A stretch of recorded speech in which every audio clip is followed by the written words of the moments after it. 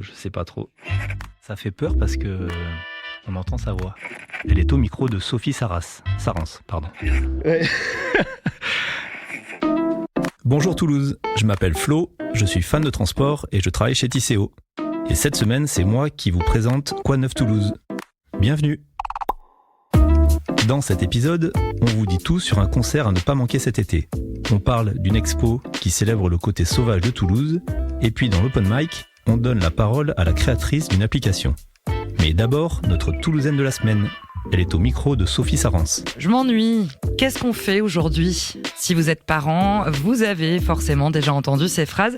Ça tombe bien, notre invitée peut vous aider. Elle s'installe cette semaine dans le fauteuil de Quoi de Neuf Toulouse. Je m'appelle Jessica Mazel, je suis la fondatrice de Mozart in Town, qui est une agence de com et d'événementiel et aussi un média spécialisé dans la proposition pour les enfants et les familles toulousaines. Alors, quoi de neuf ? On a pas mal de choses. On a un nouveau site depuis quelques temps qui est plus élaboré, avec plus de choix, plus d'options, plus de facilité d'accès. On a également le nouveau City Guide qui est en préparation pour la rentrée, donc la 5e édition déjà. Et puis une programmation événementielle assez dense et diversifiée pour la saison estivale, avec notamment un partenariat avec le Nouveau Printemps. Et les Jardins de Candy qui va démarrer le 29 juin avec un gros événement familial, puis une programmation sur tout l'été, tous les samedis de juillet, pour que les parents puissent profiter de moments chouettes en famille. Comment vous en êtes arrivé à créer Mozart in Town ? Comment l'idée est née ? Alors, c'est venu de mes propres frustrations de maman. J'avais toujours l'envie de faire des choses, des activités, sans jamais vraiment trop savoir où les trouver. Et puis, à chaque fois, j'investiguais. Ça relevait vraiment de l'enquête policière pour trouver des choses de qualité, etc. Et à chaque fois que je faisais quelque chose, les gens étaient toujours très étonnés du type d'activité que je faisais faire à ma fille à l'époque. Et je me suis dit que c'était quand même fou parce que ces lieux, ces concepts n'avaient pas vraiment de visibilité et qu'ils étaient effectivement compliqués à rassembler. Et je me suis dit, mais en fait, c'est ça l'idée, ce serait de faire un site ou un réseau social spécifique à toutes ces activités-là, à tous ces concepts, pour que les gens aient tout au même endroit et que ce soit beaucoup plus simple. Et en fait, au départ, on a fait juste un site internet et un compte Insta, avec un relais Facebook. Et en fait, ça a pris tout de suite. Et on a vraiment capté que les gens étaient vraiment très en demande de ce type d'infos. Est-ce que vous trouvez que globalement, Toulouse est une ville kids-friendly, j'ai envie de dire ? Globalement, je trouve qu'il y a du choix parce que c'est une grande ville, mais je trouve que d'autres villes sont encore plus dans cette démarche-là. Je trouve qu'il n'y a pas assez de festivals publics, de choses ouvertes à tous. Il y a beaucoup de choses dans les sphères privées.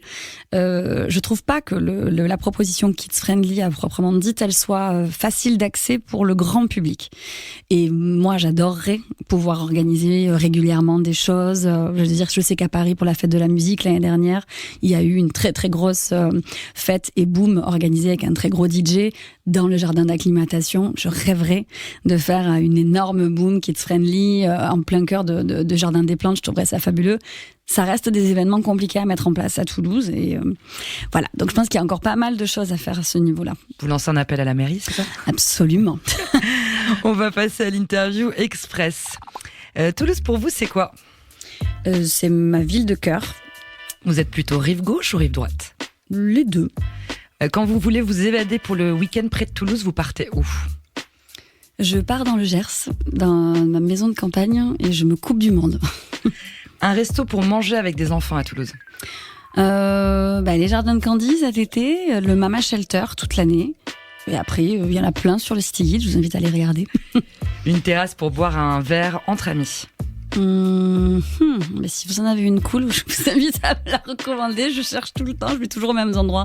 Je sais pas, je dirais comme ça, spontanément, chez Rosa, mais la terrasse est beaucoup trop petite. Une personnalité qui fait briller Toulouse, selon vous ? Alors sincèrement, j'étais ce week-end au concert de Big Flo et Oli et j'y suis vraiment allée pour mon petit garçon. Et je pense que ces deux mecs-là font beaucoup de bien à la ville. Et je suis ressortie de ce concert, j'étais vraiment sur le cul. C'est pas très très kids-friendly comme expression, mais j'ai été incroyablement surprise par la qualité de leur show et vraiment, je trouve que ils font vraiment briller la ville. Si vous aviez un pouvoir magique, ce serait lequel ? Gagner un peu de temps avec les gens qu'on n'a plus. Qu'est-ce que vous aimeriez que vos enfants disent de vous ? que j'étais très ouverte et qu'il pouvait me dire à peu près tout. Si vous étiez un son? Certainement pas le silence. je dirais le son d'une soirée où ça rit, le son le bruit du rire.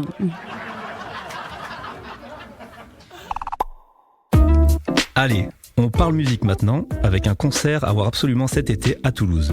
Celui d'un musicien américain ultra talentueux, avec un univers bien à lui, vous allez le voir. Et c'est Mathieu Bellizario qui nous en parle.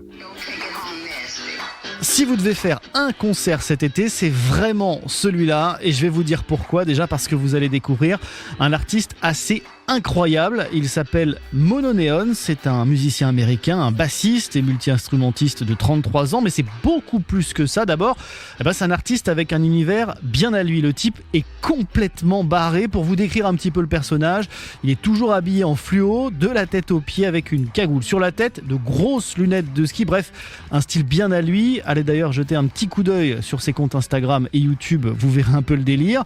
Ensuite, Mononeon, Dwayne Thomas Jr. de son vrai nom, il a surtout un style musical bien à lui, assez expérimental, c'est très funky avec un peu de jazz, quelques touches d'électro et sur scène forcément ça prend tout de suite une autre dimension et c'est justement ça qui est assez fou, c'est de voir un musicien de cette trempe, assez rare en France, venir jouer chez nous à Toulouse, au Rex, une salle de concert à Compense-Caffarelli. Il n'y en a plus beaucoup des salles comme ça en ville, donc faut en profiter, donc retenez bien la date, Mononeon, c'est à voir à Toulouse le 2 juillet prochain au Rex.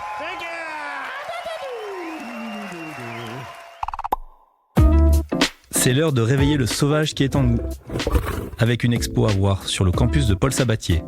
La Minute Verte, c'est maintenant avec Sophie Cholec. Ça vous dirait de rallumer la flamme ? Parce qu'à force de se croiser tous les jours, c'est bien connu, on ne se voit plus. Et si elle pouvait nous parler, elle nous dirait « Tu les trouves jolies, mes feuilles, et ma fleur. Tu l'aimes ? Cette petite plante qui pousse au bord du trottoir, ce petit bout de sauvage que l'association étudiante et naturaliste Veracruz à Paul Sabatier a décidé de célébrer. Toulouse Ville Sauvage, c'est un appel à œuvre artistique et du coup c'est vraiment inciter les gens à réfléchir au sujet en se disant ok, Toulouse Ville Sauvage, donc il faut que je voie le sauvage dans Toulouse et après ils nous le transmettent via leurs œuvres, donc la vision qu'ils en ont eue. Elle, c'est Marie-Pia, doctorante en écologie et coprésidente de Veracruz. Même moi, en ville, je fais plus trop attention à toute la biodiversité qu'il peut y avoir, à ce qu'il y avait avant en fait, parce que très clairement, les villes, on s'est un peu installé chez les autres, quoi. De toute façon, le sauvage, il est fait pour survivre, et donc ceux qui survivent, ils sont encore là en ville, et c'est dommage d'arrêter de les voir. On passe au pitchou, un petit pitch d'1 minute pour nous présenter un projet. C'est Jessica, notre Toulousaine de la semaine, qui nous a soufflé le nom de cette entrepreneuse. Je la laisse se présenter. Bonjour, je suis Tessa Kabarekrinen, je suis toulousaine et je suis la fondatrice de KiddyCheck. KiddyCheck, c'est une application anti-charge mentale qui aide les parents quand ils ont besoin de savoir qui est disponible pour garder leurs enfants rapidement, d'organiser toute la logistique en 3 clics sans conversation téléphonique. C'est hyper simple, le parent réunit dans l'application toutes les personnes qu'il va pouvoir solliciter pour garder ses enfants. Chez KiddyCheck, on les appelle les checkers, ce sont des personnes de confiance. Quand il a un besoin, prévu ou imprévu, il envoie sa demande et pour le reste de la logistique, c'est l'application qui prend le relais. Le problème, c'est pas toujours de manquer de solutions. Le problème, c'est le temps qu'on passe à chercher cette solution et l'énergie qu'on déploie à tout coordonner quand on a besoin de faire garder ses enfants. Donc voilà, si vous en avez marre d'appeler la terre entière pour savoir qui peut garder les enfants, que vous voulez éviter les conversations ping-pong, les appels, les messages, les rappels, que vous en avez juste marre de passer du temps sur la logistique parentale, je pense que KiddyCheck, c'est l'application qu'il vous faut. Vous gagnerez un temps fou et vous ferez en 1 minute ce qui avant vous prenait 1 heure. Donc l'application est disponible sur les stores. Je vous invite à la télécharger, la tester, vous serez bluffés. Quoi de neuf Toulouse, c'est fini pour aujourd'hui.